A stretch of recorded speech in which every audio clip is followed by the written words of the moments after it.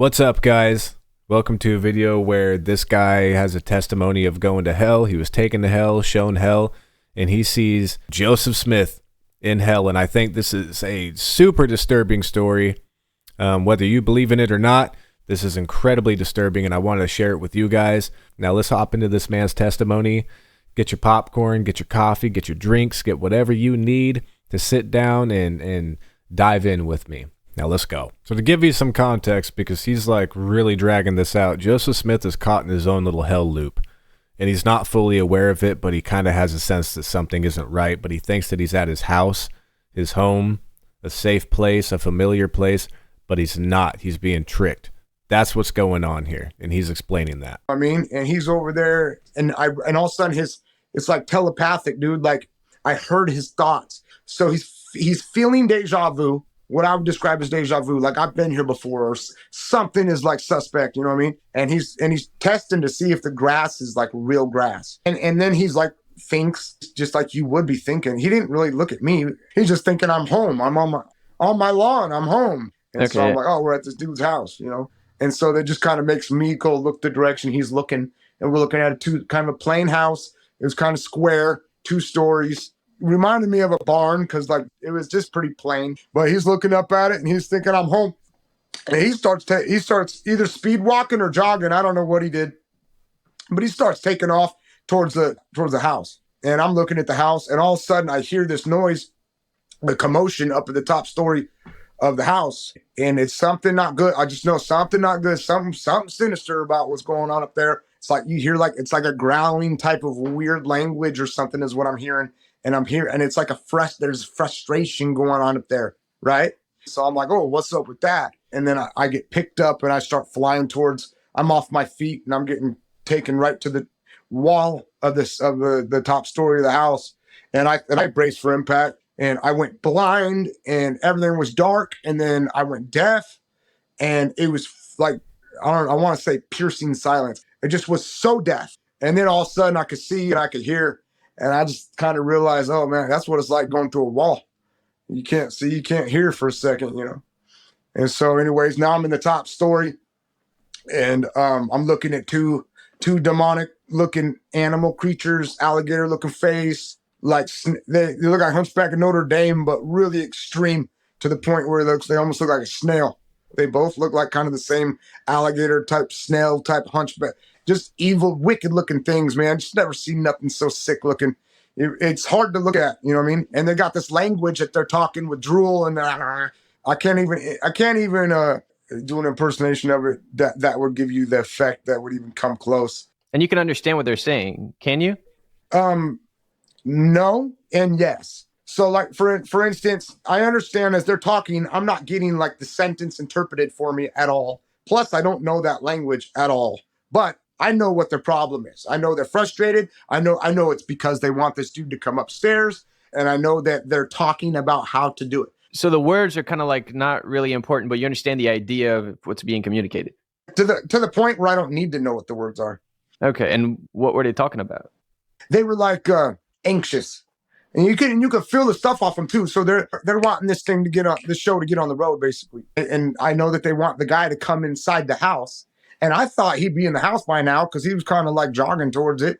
But they're just like, what do we do type of conversation.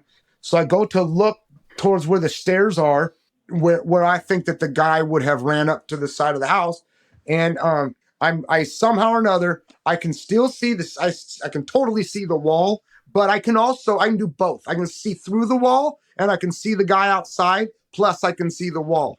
And neither one of those had to compromise each other. They both were running at the same time. I have no idea how you would even make that in a movie. I don't know how you would figure out how to show somebody that, but that's what was happening. So I'm able to look at the guy, and he has stopped at the door, and he's got that deja vu, something's not right. He's afraid to come in. He's not fully convinced that it's his house. He's not fully convinced that it's safe. He's not fully convinced that he's out of hell. Of course, his thoughts were just real general, like fear. He won't go in the house, and I'm just picking up on he's afraid. So anyways, and that's what these growling alligator demon things. So one of them, like he's like looking like this, dude, and just like on a movie, bro, just like like, oh, it just gives me chills, dude, just even picturing it. I don't know if you ever seen anybody that was demon possessed and they just look hollow. They look like they're looking right through you. That's because these demons are inside of them. You're seeing the eyes of those things, you know what I mean? And that's how those things look. And it was just like he was looking right through me. And he telepathically asked me to call the guy upstairs. And my reaction was also telepathic. I didn't mean to. I just thought, I ain't helping you. He immediately looked back at the other one. And then they both start coming up with a plan. And it's like, and I'm just kind of like, that's a trip, dude. He just spoke into my head. You know what I mean? And it sounded like my voice in my head. Same thing as when I think and I wake up and I'm like, oh, let's make coffee or anything I'm thinking. And it's kind of in my voice in my head in English. He was able to do that to me with using my voice in my head. But then they start to call out. So like they're wanting help. They're getting support. They're getting help. So they end up calling like this gross noise that they make. It's a demonic. I'd say it's like a wannabe speaking in tongues or something. So then they like call out, and this black thing comes through the wall, and it looks square. It looked like a shape. It was about maybe that big, kind of like if you folded up a bandana or something. You know what I mean? Or maybe 2 pairs of socks, that type of size, kind of like that. And it looks square, like it's like a hole or whatever. But it's a thing. And it comes through the wall, and as it's coming through, I realize that the ground is just a huge, like a crater like that wide, but it goes straight down. Like everywhere this thing moves on the floor, it's eating up the floor, and it's just destruction fully all the way through the floor, through the earth, through the ground, keep going. It's just like destroying everything where it goes. So I kind of step back, and this thing starts to spin, like it reminded me of that cartoon Tasmanian Devil. I've said that before. But it starts to spin and gets pretty and bright and gets bigger. And next thing you know, you're looking at a giant golden looking angel looking thing. No wings. Can't tell if it's a guy or a girl. But you want to say guy, but the fact is it's so pretty that you want to say girl. There was something about it that was so enticing. It was like, oh, don't look at that. Something weird's going on with me. Like, you know what I mean? Looking at this thing. There's just something demonic about it, dude. So anyways, this thing is 12 foot tall, I want to say. You know, it's about like if my dad stood on his own head. My dad's 6 foot tall. I'm thinking that's how big it is, right? So like 12 foot tall, no wings, all gold though, dude. Like gold eyes. Everything was gold, right? But different shades of gold. So the eyes would be like, you could see that it had darker for the pupils or whatever, but it would be like different shades and stuff. And that's how that happened. And it comes in. And then it tells the 2 alligator demon things, which were hella small, way smaller than it, right? Tells them to kick rocks. It gives them, I don't know what it says to them. I don't understand the language, but I know that it told them a task to go do. So this thing was more of a sergeant, and these things were more little peons or whatever, right? It's because it told them what to do, and they quickly obeyed it, and they took off through the wall. And so now I'm looking at this thing, and it doesn't look at me. That one demon that looked at me and spoke to me in my head, that was the only time I was acknowledged by anything while I was down there. Other than that, it was like I was just a fly on the wall. You know what I mean? So, yeah, and I was afraid that this thing would look at me and see me because it was big and it looked like it could tear you up. But it never looked at me. It sits there, and all of a sudden, now it's by itself with me and the death angel, obviously. And it calls out to call this guy to come inside and to come upstairs.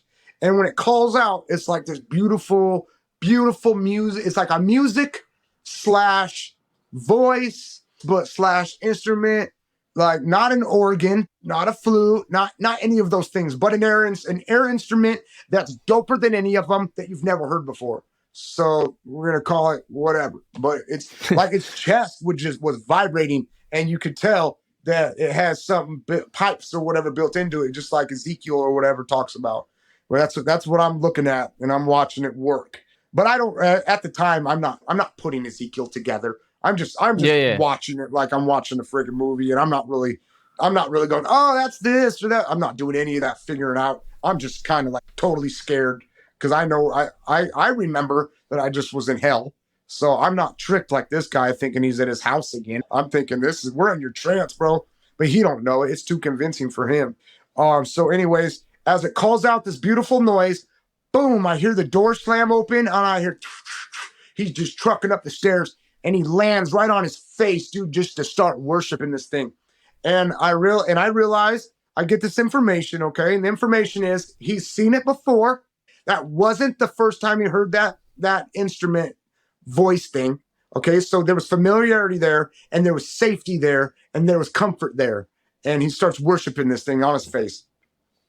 And so this giant golden thing, I could discern that it was totally fake what he was doing to the guy. But he kind of picks him up and talks real sweet to him and stands him up. And so he goes like this with his arm, and the whole house that we're looking at the inside of the house, we're looking at the inside of the walls, disappears. And now you're looking at a sea of people like we're at freaking Woodstock, bro.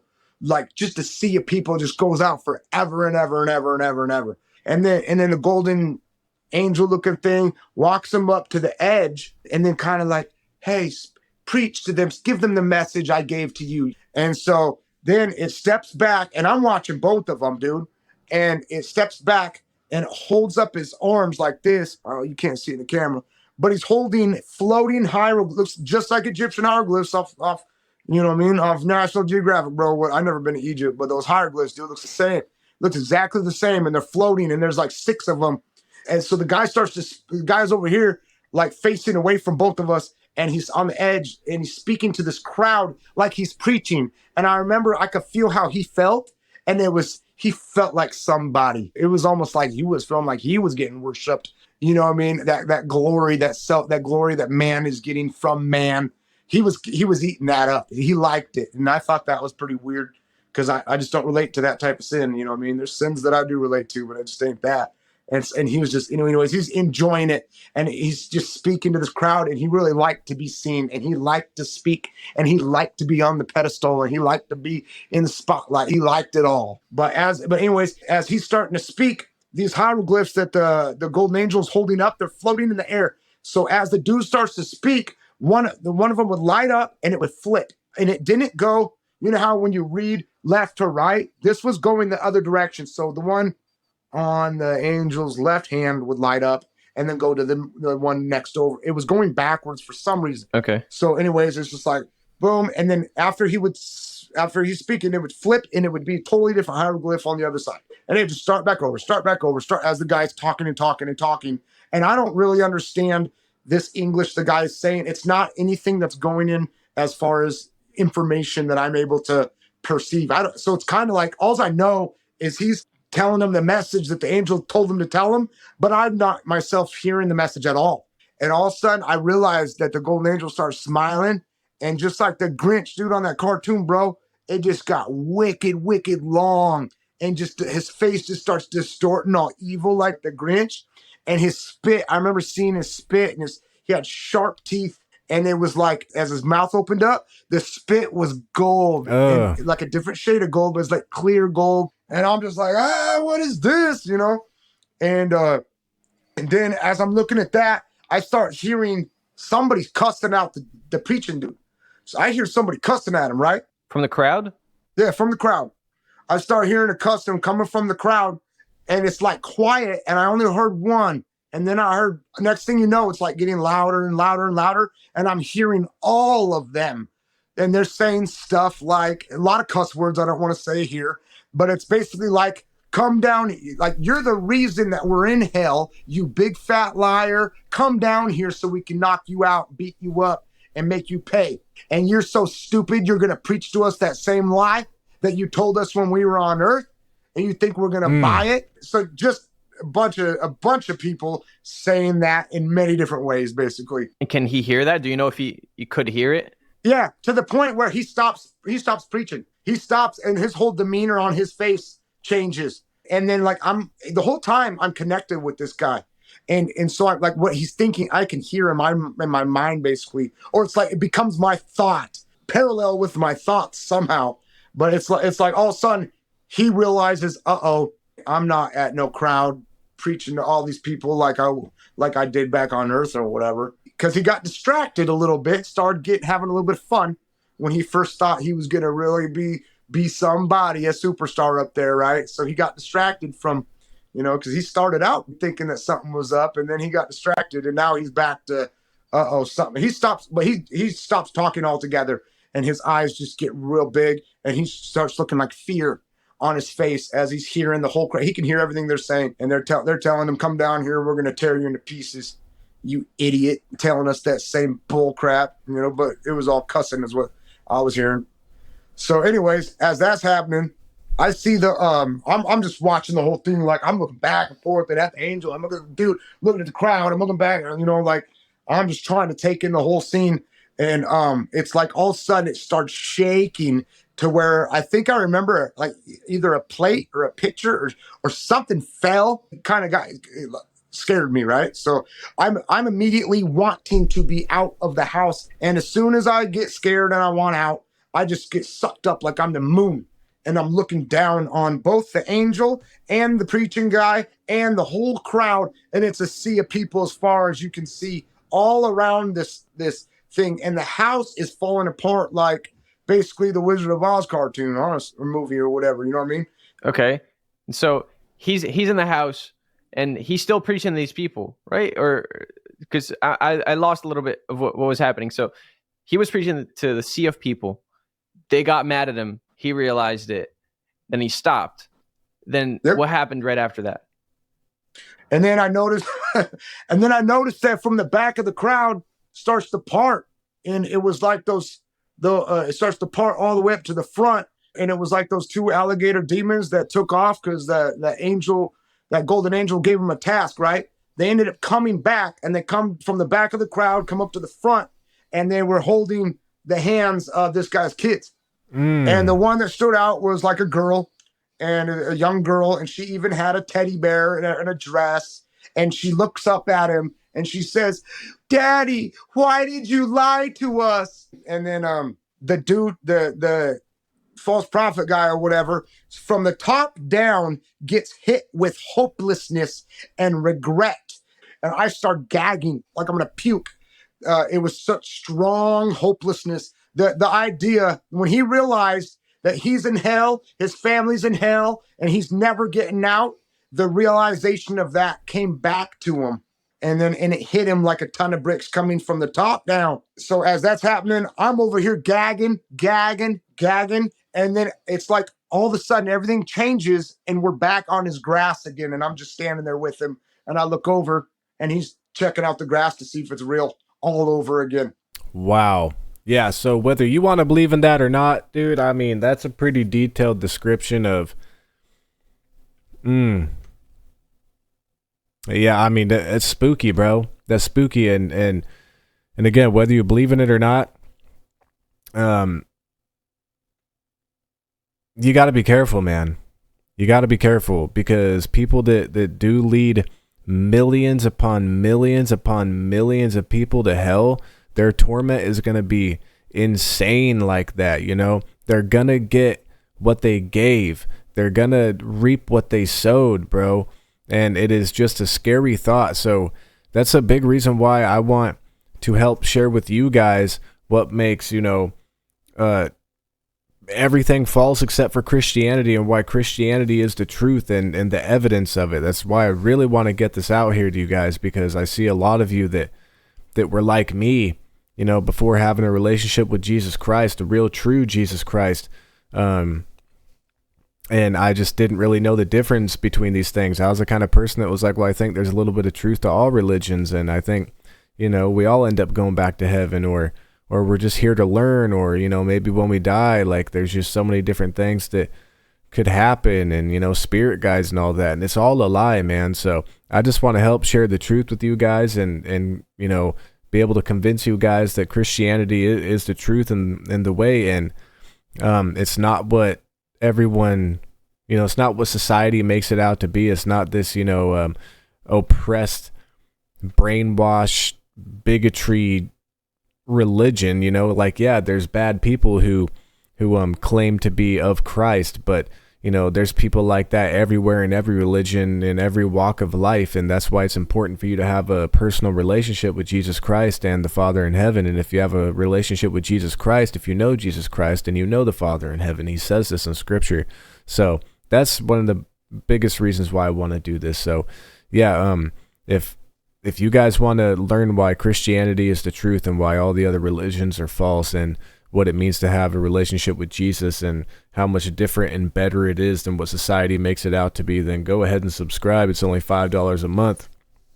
And again, if you don't have the means to do it, that's fine too. But if you do, then it would help a lot. And it would, help with donating to my ministry, in which I want to get the truth out there and expose the lies, expose the darkness. And it would just mean the world for you guys to come hang out with me, and I can go through these things with you that helped me learn the truth and convince me as to why Christianity is the truth. And I just hope that you guys tag along with me, because I think it's very important. So yeah, I hope you guys liked this video. If you did, leave a comment down below, give it a like, and yeah, man, it's wild. It's very spooky stuff. So I'll pray for you guys. Jesus loves you so much. He wants you to come to him and have a relationship with him so he can bless you and lead you to heaven, lead you to eternal life. Remember, all you got to do is accept Jesus as your Lord, as your God, and you're saved, man. All you got to do is have faith in him. So I love you guys, and yeah, I will see you in the next video.